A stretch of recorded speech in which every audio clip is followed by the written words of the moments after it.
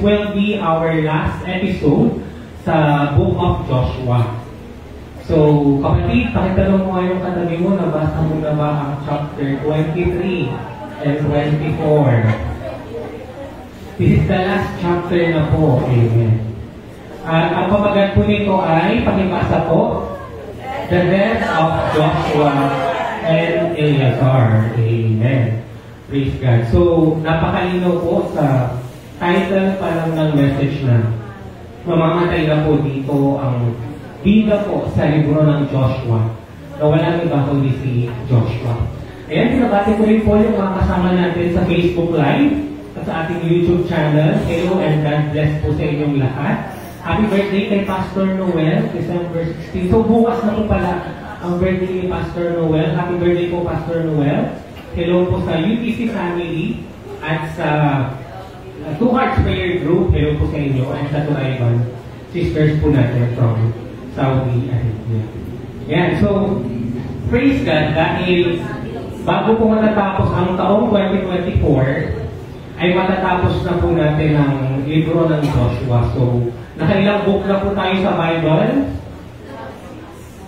Ilan na po? 6. Dahil pang-6 po ang Joshua. Ano po yung unang 5? Genesis, Exodus, Leviticus, Numbers, Deuteronomy, tapos pang-6, Joshua. Ayan. So, ang leading po sa akin ni Lord ay, before po natin simulan yung Book of Judges next year, ay i-recap or i-review po muna natin yung unang-unang kwento sa New Testament. Amen. At yun po ay patungkol po sa kapanganakan ni Jesus at ni John the Baptist. Amen. Na yun po ang ating normally na topic every Christmas season. Amen. Dahil wala po tayong sambang gabi ngayong taong ito. Normally sa sambang gabi natin yung ginagawa. But the Lord is leading me na gawin po siya every Sunday para lahat po ay makapakinig ng kwento. Amen? Dahil kung meron man pong pinakaunang kwento sa New Testament, yun po ang kwento ng kapanganakan ni na Jesus at ni John the Baptist. At gusto ko lang po ulit na reviewin natin yun, i-recall natin yun, para hindi po tayo malito at maging familiar po tayo sa biblical na isulat kung paano po ito nangyari. Amen? Bakit ko po ito sinasabi? Kasi napanood ko po sa Netflix yung story po ni Mary, the story of Mary, the mother of Jesus. And I'm so blessed kasi napakaganda po nung pelikulang yun na bago lang sa Netflix. However, if you are not familiar with the verse-by-verse scripture sa Bible, hindi mo alam kung alin doon ang naisulat sa Biblia. At ilan doon lang ang dinagdag or nanggaling sa mga ibang history books or ibang theory ng mga ibang theologians.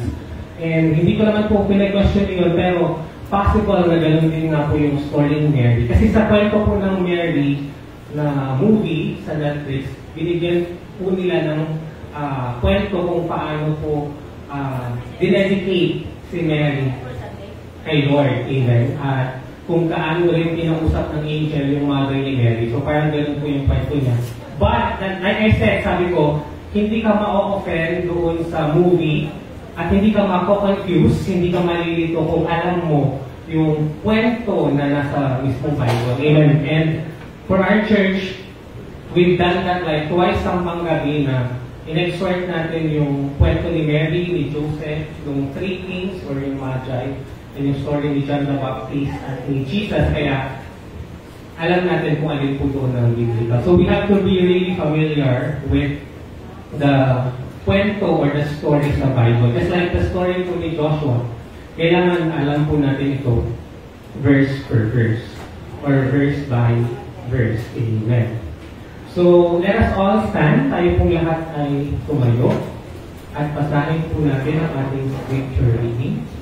So matatagpuan sa Book of Joshua chapter 24 verses 29 to 30. Let's start. 1, 2, 3, go. Lumipas ang sandaling panahon at ang lingkod ni Yahweh na si Josue na anak ni Nun ay namatay sa gulang na 110 na taon. Inilibing siya sa kanyang sariling lupain sa Timnath Serah, sa kabululan ng Efraim, hilaga ng bundok ng Ras. Tayo po isumandaling manalangin. Panginoon, maraming salamat sapagkat finally we've come to the last chapter of the book of Joshua. Lord, as we exhort this chapter, we ask you to intercede and anoint us and fill us with your Holy Spirit so that we'll be able to understand, comprehend what's really inside this story. So Lord, take us back to this story, Lord God, and nawa Panginoon ay mangusap ka po sa bawat isa sa amin. Patawarin mo po kami sa aming mga kasalanan at nawa, Lord God, ay gabayan mo kami sa pag-aaral po ng kwentong ito. Ito po ang aming panalangin sa matamis na pangalan ni Jesus. Amen. Praise God. So we can now be seated. Ayan. Praise God. So pakitaas na ulit yung mga nakabasa na ng last 2 chapters ng Joshua. Check ko lang po yung mga nagbabasa. Amen. Praise God. Sabihin mo sa kapatid mo, kapatid, last na ito. So, last episode na ito. Amen. So we had 17 Sunday services that we only talk about the book of Joshua. And this is the last episode. At mamamatay na nga po dito ang ating bida. And in fact, nakaready na po yung response song nito even before pa dumating yung araw na ito. And yung song na nararapat ay talagang nakadedicate yun kay Joshua. Pero I didn't know na this would also be the year na mamamatay po yung aming ama, yung aming tatay, and sa kanya po nga po, totally na ihandog yung song po na yun. Praise God. So, this will be the questions after the story. Amen. Pakilabas na po ang inyong mga notes para masagot po natin ang tanong na ito. Ano ang natutunan mo sa kwento and where is Jesus in the story? Amen.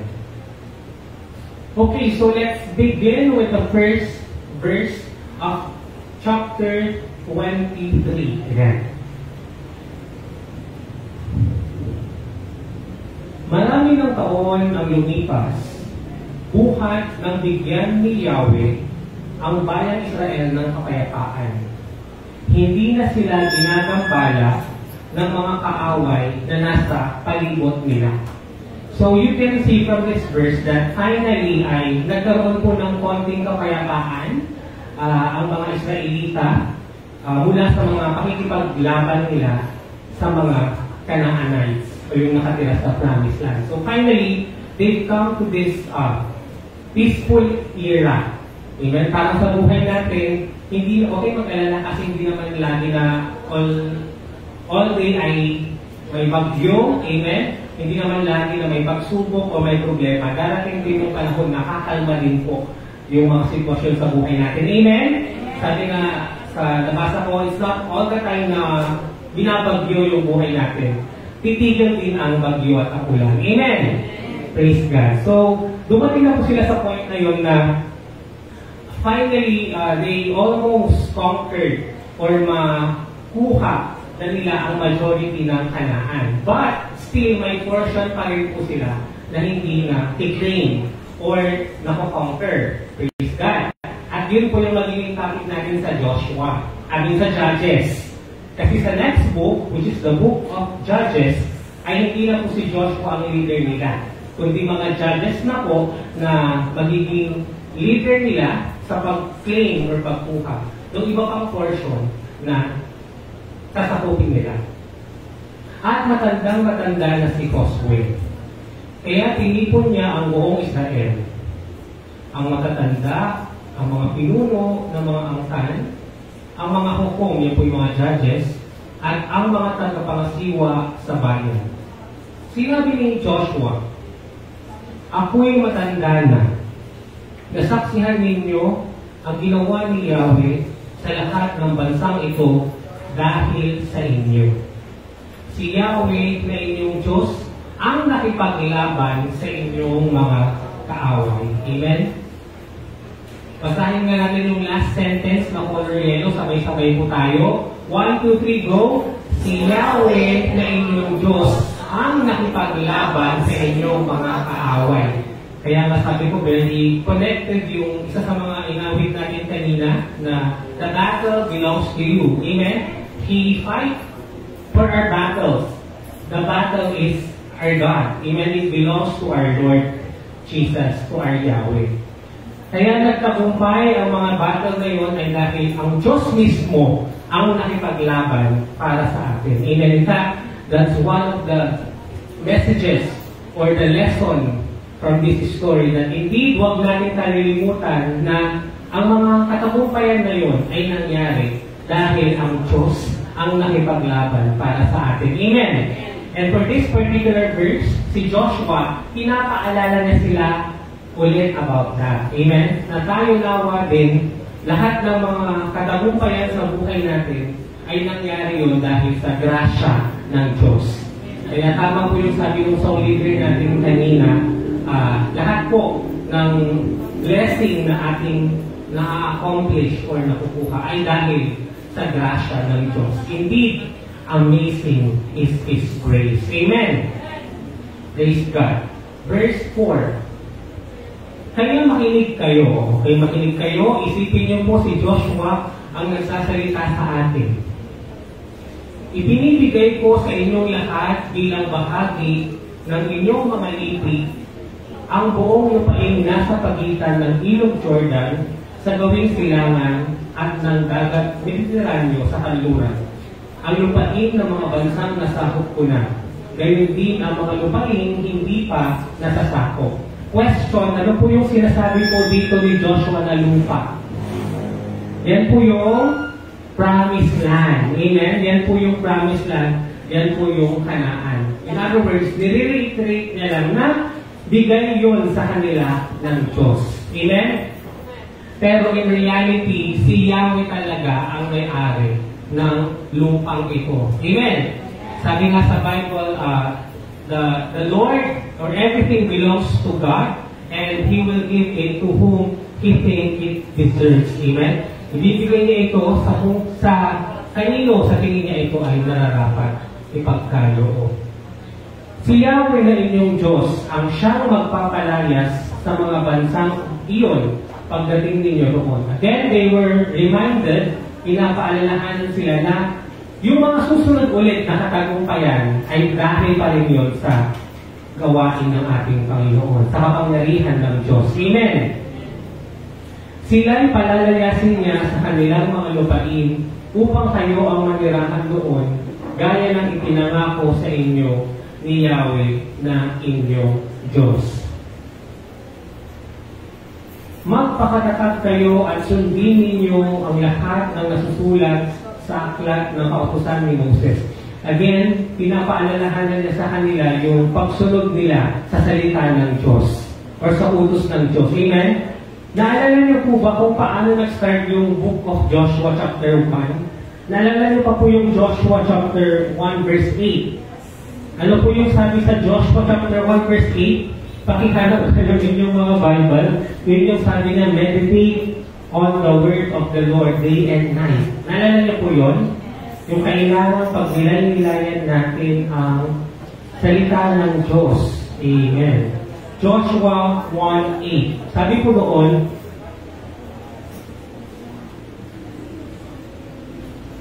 huwag mo kalilitaang basahin ang aklat ng kautusan. Pagbulay-bulayan mo iyon araw at gabi upang matupad mo ang lahat ng nakasaad doon. Nang sa ganoon, magiging masagana at matagumpay ang iyong pamumuhay. Grabe no, the book of Joshua started with Joshua na pinapaalalahan niya ang mga Israelita o ang mga tao na sumunod sa salita ng Diyos. And he will again end with the same message. Amen? Sabi niya, magpakatatag kayo at sundin ninyo ang lahat na nasusulat sa aklat na kautusan ni Moses, that is the Bible, the Word of God. Huwag kayong lilihis sa anumang ipinag-uutos ito. Huwag kayong makikisalamuha sa mga bansang natitira pa sa lupain ninyo. Huwag kayong mananalangin sa kanilang mga Diyos-Diyosan. Especially nung time nila na na-witness naman natin na sa tuwing sila ay sumasamba sa mga Diyos-Diyosan, sila po ay napapakama. Amen?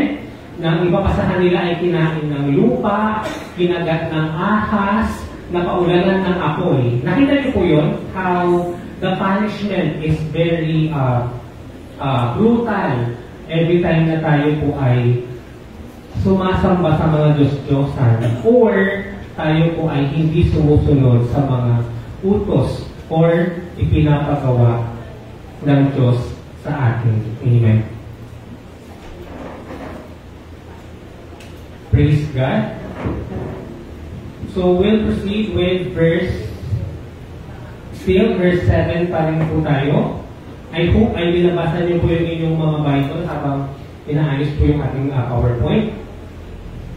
Sabi po dito, huwag kayong mananalangin sa kanilang mga Diyos-Diyosan. Amen. Huwag kayong malulumpa sa pangalan ng mga ito, at huwag din kayong sasamba o maglilingkod sa kanila. Sa halip, manatili kayong tapat kay Yahweh na inyong Diyos, gaya ng ginagawa ninyo hanggang ngayon. Pakibasa pa ulit yung verse 8. Ano po ang sabi sa verse 8? Sa halip ay manatili kayong tapat kay Yahweh na inyong Diyos. Ano po ang English ng tapat? Faithful. Amen? Maging faithful po tayo sa Diyos, gaya ng ginagawa ninyo hanggang ngayon. Dahil dyan, pinalayas niya ang maraming malalaki at makapangyarihang bansa pagdating ninyo. At wala pang nakakatalo sa inyo hanggang ngayon. Okay, ulitin nga natin yung verse 8. Ano yung sabi ni Lord to Joshua? Sa halip ay manatili kayong tapat kay Yahweh na inyong Diyos. Praise God. Okay. Verse 10. Ang isa sa inyo'y kayang patakbuhin ang 1,000 kaaway sapagkat si Yahweh na inyong Diyos ang siyang nakipaglaban para sa inyo. Nakita niyo po how Joshua is emphasizing kung paano niya ina-emphasize na si Lord ang nakikipaglaban para sa atin. Amen. Tulad ng kanyang ipinangako. Kaya palagi niyong ibigin si Yahweh na inyong Diyos. Verse 12. Kapag pinalikuran ninyo siya at nakipagkaibigan kayo sa mga bansang natitira pa sa lupain iyon o ninyo, kapag nag-asawa kayo at nakipagsalamuha sa kanila, tandaan niyo ito, hindi na palalayasin ni Yahweh ang mga bansang ito. Amen. So, that's how specifically during their time na ang mga tao or ang mga Israelites ay winarningan about pakikipag-fellowship with the Canaanites kasi we know kung gaano namumuhay sa flesh or sa laman ang mga Israelites. Amen? At ngayon, ang mga Canaanites. At ngayon, I believe, ang message ni Lord ngayon sa atin is that dapat hindi tayo mamuhay ayon sa laman. Amen? Hindi tayo mamuhay ayon sa tawag ng flesh natin, kundi dapat mamuhay tayo ayon sa sinasabi ng Espiritu ng Diyos na nasa atin. Amen? Because again, our body is composed of 3 elements. Ano po yun? We have the body, soul, and spirit. Amen? Sa panahon ngayon, ang sinasabi po na sa atin ay huwag tayo mamumuhay sa body or sa sinasabi ng ating flesh. Dahil ang flesh natin ay mga mundo. Amen? But rather, we have to live according to the Spirit of God that is in us. Sa halip, sila'y magiging parang hitag para sa inyo. Amen? Malupit na latigo sa inyong gulugod. Tinik na tutusok sa inyong mga paa hanggang sa maubos ang lahi ninyo sa lupain ito na ibinigay sa inyo ni Yahweh. So, ang pinapatukoyan dito is that kapag tayo po kasi ay makikinig sa tawag ng laman, hanggang tayo po ay hindi makikinig sa tawag ng Espiritu ng Diyos, Ang gagawin po sa atin ng flesh ay palalalain niya yung sitwasyon natin hanggang sa hindi na natin kayang umangon at makinig sa Espiritu ng Diyos. Amen? Hanggang sa tayo po mismo ang mahihirapan dahil ang katawan na po natin ang ating pinapakinggan. Verse 14, malapit na akong pumanaw sa daigdig na ito. Alam ninyo sa inyong puso't kaluluwa na tinupad ng Diyos ninyong si Yahweh ang bawat mabuting bagay na ipinangako niya sa inyo. Wala siyang hindi tinupad. Ngunit, tulad ng lahat ng magagandang bagay na ipinangako sa inyo ay tinupad ni Yahweh, maaari rin niyang gawin sa inyo ang lahat ng mga masasamang bagay hanggang sa kayo'y malipol sa masaganang lupain ito na ibinigay ni Yahweh na inyong Diyos. Amen? Ang pinapatukuyan po dito is that our God is a just God. Amen? Kung kaya niyang parusahan yung mga kalaban nila na makasalanan, pati rin po tayo ay pwede at kayang parusahan ng Diyos. Nalala niyo po si Achan, na kahit Israelita siya, napanish siya dahil sa pag-disobey niya kay Lord. Amen? Dahil ang Diyos natin ay makatarungan, hindi kayo Israelita sila, ay free na sila sa mga consequences ng mga kasalanan po nila. Amen? Malinaw po yun? Praise God. So, dyan po natatapos ang chapter 23 at itutuloy-tuloy po natin ito hanggang chapter 24. So, ito na po ang ating last chapter. Okay. So, Joshua spoke to the people at Shechem. Okay? Ito ulit yung mga final words ni Joshua. And he chose to speak sa Shechem. Bakit po kaya sa Shechem?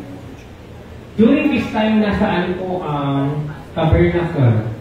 Nasa Shiloh. Amen? Pero sa Shechem po siya nag-speak, and based sa mga napakinggan ko pong messages, sa Shechem po, unang nagtayo ng altar si Abraham. Amen? Based po doon sa Book of Genesis, makikita natin na sa Shechem unang nagtayo ng altar po si Abraham. Tinipon ni Joshua sa Shechem ang lahat ng lipi ng Israel. Pinapunta niya roon ang matatandang namumuno, mga tagapangasiwa, ang mga hukong at ang mga opisyal ng Israel, at sila'y pumarap sa Diyos. Sinabi niya, ito ang pinapasabi sa inyo ni Yahweh, ang Diyos ng Israel. Noong una, ang inyong mga ninuno ay nanirahan sa kabila ng ilog Euphrates. Isa sa mga ito si Terah, na ama ni Abraham at ni Nahor. Sumamba sila sa mga Diyos-Diyosan. So, pinapaalala ko sa kanila ni Joshua na bago po sila naging believer, sila po ay mga nagpa-practice ng pagan or nagsaserve sila sa mga Diyos-Diyosan. Amen.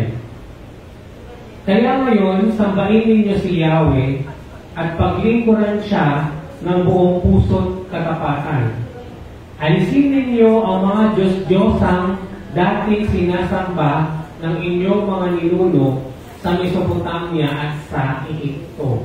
Amen? So, again, lahat po ng mga idols natin, kailangan po natin tanggalin. Hindi lang po yung mga images, kundi lahat po ng mga sinasamba natin na kumukuha ng ating panahon, ng ating atensyon, to the point na hindi na tayo nag-serve kay Lord. Amen? Ganun po ang punto po dito, o yung mga bagay na nagpapalayo sa atin sa Diyos. Si Yahweh lamang ang inyong paglingkuran. Sabihin mo nga sa katabi mo, si Yahweh lamang ang inyong paglingkuran. Amen. Praise God. Sabihin mo din sa sarili mo. Sabihin natin sa sarili natin si Yahweh ang ating paglingkuran. And one of the famous verses in this chapter ay yung natatagpuan sa verse 15. Ano po yun sa English? But as for me and my house, we will serve the Lord. Amen. Tignan po natin. Aware po tayo sa verse na ito. Meron po akong parang figurine or stone na ito po yung nakalagay sa verse. Ang sabi po sa 15, at kung ayaw ninyong maglingkod kay Yahweh, pumili kayo ngayon kung sino ang inyong paglilingkuran. Ang mga Diyos na pinaglilingkuran ng inyong mga ninuno sa Mesopotamia o ang mga Diyos ng mga Amoreo na sinasamba dito sa lupain inyong tinitirhan. Ngunit, para sa akin at sa aking sambahayan, kay Yahweh kami maglilingkod. Amen? So yan po ulit yung, but as for me and my household, as for me and for my family, we will serve the Lord. Amen? Parang ang sinasabi po dyan ni Joshua, I don't know about you, I don't know about your family, kung kanino kayo maglilingkod, pero ako at ang pamilya ko, kay Yahweh or sa Diyos kami maglilingkod. Amen? So, now, tayo din po na mga head of the family, mga leader ng mga pamilya, ganoon din po yung sabihin natin sa ating mga anak na sa Panginoong Diyos tayo maglilingkod. Amen? Kasi ganyan nga nang nasa isip ni Joshua sa panahon ito, kahit magdaldal siya ng magdaldal, ang desisyon pa rin ay nasa mga tagapakinig. Amen? Kahit sabihin niya na sundan niyo ang salita ng Diyos, sundin niyo ang utos ng Diyos, pwedeng pumasok yan sa isang tenga tapos lalabas lang din sa kabila. Amen? Hindi niya makokontrol ang desisyon at ang pagpapasya ng mga tao. Kaya sinabi niya na, bahala kayo, basta ako at ang pamilya ko, kay Yahweh kami magsuserve. Amen? Praise God. Sumagot ang bayan. Pero ito naman ang sabi ng mga tao. Hindi namin magagawang kalikuran si Yahweh at maglingkod sa ibang Diyos. Si Yahweh na ating Diyos ang siyang kumamo sa atin sa pagkaalitin sa aking Ehipto.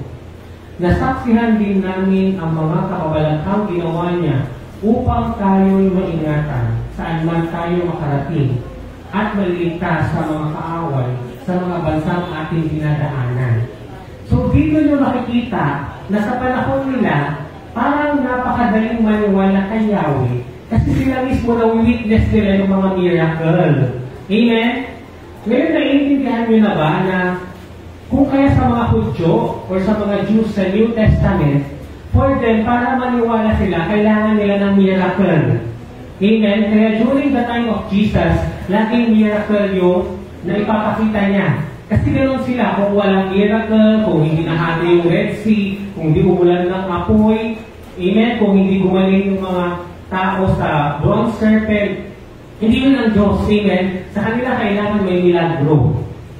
At ang nakakalungkot tayo mga tao din noon, ganoon tayo, di ba? Kapag kami nagpakita ng miracle, tsaka tayo maniniwala. Tapos mali pala yung paniniwalaan natin na nagpapakita ng miracle. Naalala niyo yun, yung parang for example, may pader lang, tapos may, may image na nabuo, tapos miracle na agad, tapos sisindihan na ng kandila. Di ba? Maraming magal, di ba? Or for example, yung puno, tapos pag titignan mo yung puno, may naukit na mukha ng tao, miracle na yun, tapos worship na. Amen. Hindi po ganun ang miracle na gustong hanapin natin. Amen. Hindi po ganun ang miracle na gusto ni Lord na hanapin natin. Amen. Ang gusto niya po ay yung miracle na mababago ang buhay ng isang tao dahil sa faith natin kay Jesus. Amen. Miracle yun kasi makikita mo talaga na nagbago siya dahil sa pagtanggap niya kay Jesus. Amen. Kaya nga recently lang kasi yung sa YouTube ni Karen Davila, kasi nag-bless po talaga ako doon sa story po ng anak ni Soto, Senator Tito Sen Soto, si Gian Soto. Panoorin niyo yung mga vlog ni Karen Davila kasi majority po ng mga interview doon ay nakakwento nila kung paano nila nakilala si Lord, paano sila na-evangelize or paano nabago yung buhay nila kay Lord. At yun nga, doon ko nakita sa kwento niya na hindi ang isang tao na tumanggap sa ating Panginoong Diyos ay makikita mo ng pagbabago sa kanyang buhay. Amen. At yun po ang tunay na milagro. Amen. Nasabi niya dati, mahilig siyang uminom, dati mahilig siyang manigarilyo, mambabae, gano'n, pero lahat yun ay nawala. At tunay nga po na siya yung naging example ng miracle sa buhay ni Lord sa kanya. So pagdating natin, verse 18, pinalayas ni Yahweh sa lupain ito ang mga Amoreyong nanirahan dito. Kaya kay Yahweh rin kami maglilingkod sapagkat siya ang aming Diyos. Ngunit sinabi ni Josue sa taong bayan, hindi ninyo kayang maglingkod kay Yahweh sapagkat siya'y isang Diyos na banal at siya'y mapalibugbuing Diyos. Hindi niya palalampasin ang inyong mga pagsuway at pagkakasala. Amen. Kapag tinalikuran ninyo siya at naglingkod kayo sa mga Diyos ng ibang bansa, papuputan niya kayo at parurusahan. Hindi niya panghihinayangang litulin kayo sa kabila ng kanyang mga kabutihan sa inyo. Amen. Ito po yung sinasabi na kailangan sa ating pagtanggap kay Jesus. Meron po talaga tayong yung intention na mamuhay na naayon sa kalooban ng Diyos. Yung tinatawag na kailangan, we should live a holy life. Amen. That's why sabi nga ni Jesus, take up your cross and follow after me. Dahil ang pagiging Kristiyano po talaga ay hindi tayo titigilan ng temptation ng kalaban para bumalik tayo dun sa ating dating gawa. So ito po yung sinasabi sa atin na hindi pa po natatapos sa pagtanggap natin kay Jesus yung journey natin sa lupa. Amen. Dahil marami pa din ang ginagawa ng kalaban para tayo ay magkasala or matumba or madapa. Sumagot ang taong bayan kay Josue, hindi po mangyayari yan. Kaya kami maglilingkod. Sabi ko sila ni Joshua, diba? Hindi kasi, tignan niyo yan Again, sometimes tayo nasasabi natin yun na hindi kayo mag-serve. Pero kapag nandiyan yung temptation, nakakalimutan natin yung promise natin na kay Lord, na sa Kanya tayo magiging tapat or magiging faithful. Kaya sinabi ni Josue, kayo na rin ang mga saksi na pinili ninyong paglingkuran si Yahweh. Sumagot naman sila, opo, saksi kami. Amen? So, sila yung mga nagpapatotoo na maglilingkod po sila kay Yahweh. Pero, alam naman natin yung mga mangyayari sa susunod na kwento na marami po sa kanila ang magsiserve ulit sa mga idols or tatalikod kay Yahweh. Amen? At same story at magpahanggang ngayon, ganun po ang nangyayari sa atin. 23. Sinabi muli ni Joshua or Josue, kung gayon, itapon ninyo ang mga Diyos-Diyosang iniingatan pa ninyo. Manumpa kayo kay Yahweh sa Diyos ng Israel. Sumagot muli ang mga tao, maglilingkod kami kay Yahweh na aming Diyos at susundin namin ang kanyang mga utos. Kaya ng araw na iyon ay gumawa si Josue ng kasunduan para tuparin ng sambayanan. Binigyan niya sila sa Shechem ng batas at tuntunin. Isinulat ni Josue ang mga batas na ito sa aklat ng kautusan ng Diyos. Kumuha siya ng isang malaking bato, itinayo sa ilalim ng sagradong puno sa banal na lugar ni Yahweh. Ito po yung tinatawag natin altar of witness. Tama ba? A stone of witness. Ayan. Iba po yung ginawang altar of witness ng mga Transjordan tribe last Sunday. Amen. Ito po, itong bato na ito ang magiging witness. Ano ba yung Tagalog ng witness? Saksi na sinabi ng mga Israelita na hindi sila tatalikod kay Yahweh. So, gumawa siya ng ganong bato. Parang for example, sabi nga nila, itaga mo sa bato. Kasi once na itagayan sa bato, hindi mo na dapat pwedeng bawiin. Parang pag nagpa-promise po tayo, di ba meron tayong expression na itaga mo ka sa bato. Kasi once na naisulat na sa bato, we are duty bound to follow and observe kung ano man yung ipinangako natin sa batong iyon. At sinabi niya sa lahat, tignan niyo ang batong ito. Ito ang ating saksi. Narinig nito ang lahat ng sinabi sa atin ni Yahweh. Ito rin ang magiging saksi laban sa inyo kapag kayo'y tumalikod sa Diyos. So sa English, this stone will be a witness against us. It has heard all the words the Lord has said to us. It will be a witness against you if you are untrue to your God. So nakikita niyo po ang tinatawag na stone of witness na ito. Iba po yan galing sa altar of witness na hindi po siya altar. Pagkatapos, pinaalis na ni Josue ang mga ito at umuwi sila sa kanilang mga lupain. Verse 29, ito na po yung scripture reading natin. Lumipas ang sandaling panahon at ang lingkod ni Yahweh na si Josue na anak ni Nun ay namatay sa gulang na ilang taon po siya nung namatay? 110. Question, ilang taon po si Moses nung siya ay namatay? 120. Inilibing siya sa kanyang sariling lupain sa Timnath Serah sa paburulan ng Ephraim, hilaga ng bundok ng Gas. Naglingkod kay Yahweh ang sambayan ng Israel habang nabubuhay si Josue. Kahit wala na siya, nanatili pa rin silang tapat kay Yahweh habang nabubuhay ang mga pinunong nakasaksi sa lahat ng mga ginawa ni Yahweh para sa Israel. Nawa, ganun din po tayo na kahit wala na po yung ating mga spiritual leaders, yung mga nagdala sa atin kay Lord, ay tayo po, patuloy pa rin po tayong naglilingkod sa ating Diyos. Amen? Amen. Praise God.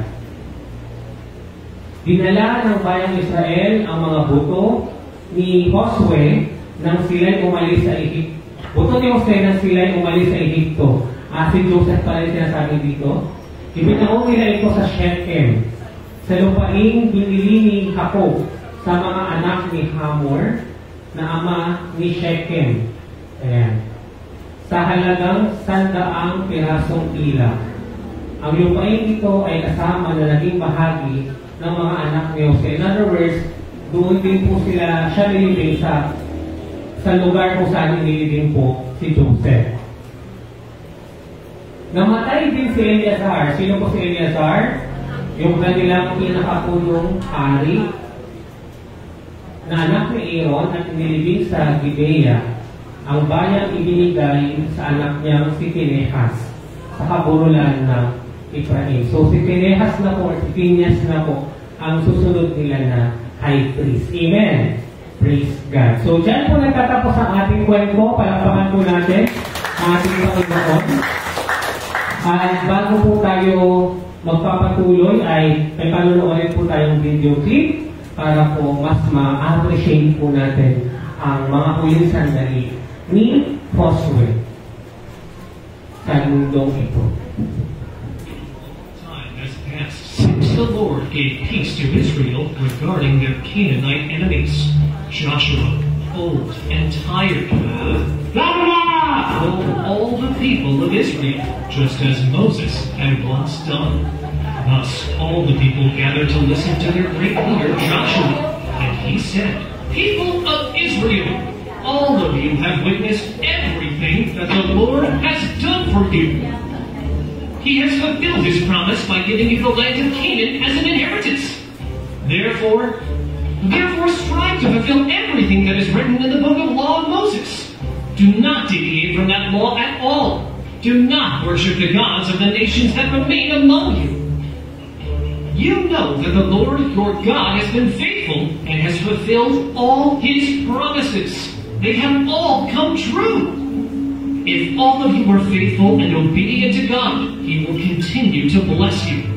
But if you disobey him, follow, worship, or praise other gods, rest assured that the rage of the Lord will be vented on you, and you will be wiped out from the good land the Lord has given you. He then added, let us remember that a long time ago, God led Abraham to the land of Canaan and promised him a numerous dependency through his son, Isaac. Isaac was given 2 sons by God, Jacob and Esau. Esau went to live in the land of Edom. Meanwhile, Jacob, whose name God changed to Israel, had 12 sons, and they named each tribe that we know today. Because of the famine in Canaan, Israel and his children went down to Egypt thanks to Joseph. From there, Egypt turned them into slaves. Don't forget that for 400 years, our parents lived as slaves, being mistreated. God sent Moses and Aaron, and with the power of God, he struck Egypt with plagues, and the people of Israel came from there. We crossed the dry Red Sea, and we had the support of the Lord with a pillar of cloud. And by night, he kept us warm with a pillar of fire. You must also remember how the Lord fed us in the middle of the desert with manna from heaven. We went through many journeys. We crossed the Jordan River, the march around the walls of Jericho, and all the battles we faced. For this and much more, God has been faithful to us. Surrender yourselves to the Lord, be obedient, and serve him faithfully, and turn away from the heathen gods. But if it seems wrong to you to serve God, choose for yourselves who you are going to serve. But I, for my part, and my household, we will serve the Lord.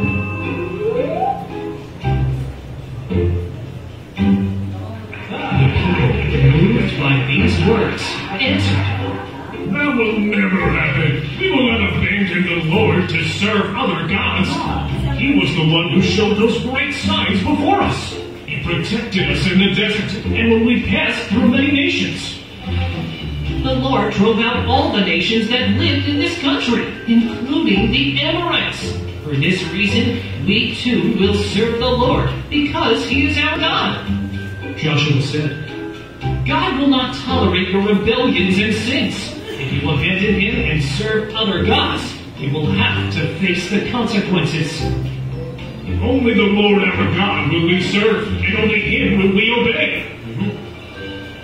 That same day, Joshua renewed the covenant with the people of Israel. And right there, he told them precepts and rules, and recorded them in the book of the law of God. Then he took a huge stone and placed it under a tree that was near the tabernacle of the Lord. And Joshua told the people, this stone will serve as a witness against you. She has heard all the words that the Lord has spoken to us today. She will testify against you in case you speak falsehoods against your God. After this, everyone returned home. The remains of Joseph, which the Israelites had brought from Egypt, were buried in Shechem, on a piece of land that Jacob had bought for 100 pieces of silver. After a long time, the high priest Eleazar, Aaron's son, died and was buried in the mountainous regions of Ephraim, on a property belonging to his son Phinehas.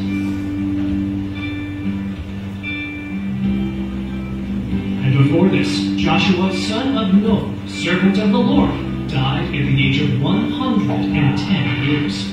And they buried him in his inherited land, which is on Mount Ephraim, north of Mount Gaash.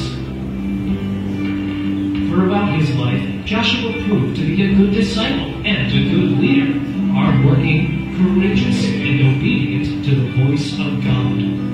Thanks to him, the Israelites finally managed to reach the land that was promised to their ancestors. Abraham, Isaac, Jacob, and Moses.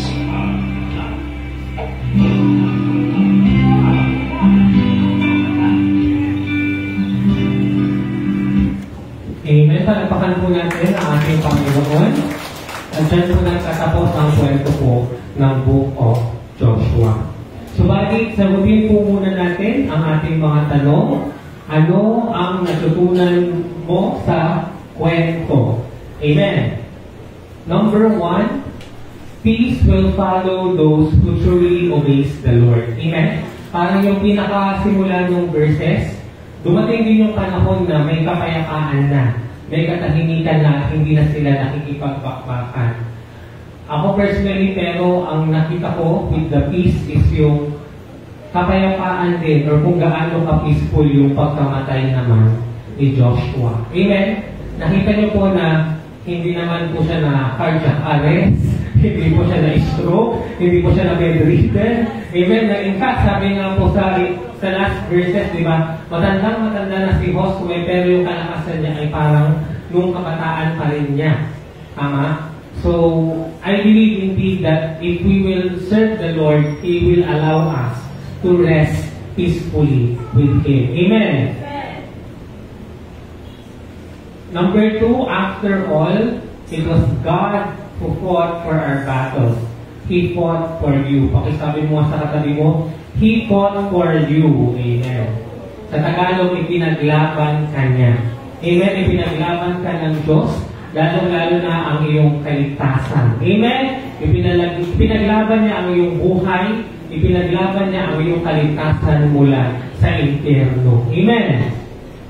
Third, God rewards obedience and gives consequences on our disobedience. Uli, ganun na naman po yung sinasabi sa kanila, kagaya ng sinabi ni Moses sa Deuteronomy, kung susunod po tayo, we will have a reward. But if we will disobey, we have to face the consequences of our disobedience. Amen. And number 4, make sure that as for you and for your family, you will serve the Lord. Amen? Siguraduhin po natin na sa tayo mismo at sa ating pamilya, ang Diyos po ang ating paglilingkuran. Amen? And last point, any form of worship that is not anchored on Jesus is a form of idolatry. Amen? Ang kahit anuman po pagsamba na hindi po patungkol sa pagsamba sa ating Panginoong Jesus na anak ng Diyos na ating tagapagligtas ay isa pong idolatry at considered na Diyos-Diyosan. Amen? Kung mayroon po tayong ibang sinasamba maliban sa ating Panginoong Jesus, hindi po yan anchored or align sa kalooban ng Diyos. Amen? Kaya matakot na po tayo kung yung ating pinasasamahang relihiyon ay hindi po si Jesus ang itinataas, kundi ibang mga tao o ibang mga Diyos-Diyosan. Amen? Dahil aware po tayo na marami pang ibang religion o relihiyon ang nag-i-exist sa mundo na hindi po si Jesus ang sinasamba nila. Amen? Ang nakakalungkot pa nga, may mga ibang relihiyon na proud sila na si Satan ang kanilang sinasamba o wino-worship. Amen! Ayan, picturean niyo po ulit yan dahil yan na po yung ating last lesson for this book of Joshua. And finally, last question. Where is Jesus in the story? Nasaan po si Jesus sa kwentong ito? Pakitanong nga yung katabi nyo. Nasaan si Jesus? Ano po? Nasa langit. Nasa langit na naman siya. Amen. For me, personally, I think and I believe that Jesus is like the stone of witness. Yung bato na saksi. Amen. It's like the stone who will be the witness against us. Because Jesus has heard all the words that God has said to us. He will be a witness against us if we are untrue to our God. Amen? Particularly the Holy Spirit na ibinigay ng Diyos sa atin o niregalo ng ating Panginoong Jesus sa atin. Yun po ang magiging witness laban sa atin. Amen? Kung kaya alam ng Diyos sa pamamagitan ng Espiritu niya na nasa atin, kung sumusunod tayo sa Kanya o hindi. Amen? Kasi nga, kung makikita ninyo sa last part ng kwento, nangako ang mga tao, ang mga Israelita, na susunod sila sa Diyos. Pero ano ang palatandaan nila nung time na yon? Yung stone of witness. Ngayon, ano yung palatandaan or makapagsabi or magiging witness na sumusunod tayo sa Diyos kahit saan man tayo pumunta? It's the Holy Spirit that is in us. Amen. Kaya nga, sabi po sa Bible, nag-grieve or nalulungkot ang Espiritu ng Diyos na nasa atin pag hindi natin sinusunod ang Diyos mismo. Amen? Dahil siya ang nagiging witness kapag tayo ay gumagawa ng mga bagay laban sa Diyos or tayo ay hindi nagiging totoo sa ating Diyos. Amen? Amen. At dyan po nagtatapos ang ating kwento. Palakpakan po natin ang ating Panginoon. To God be the glory.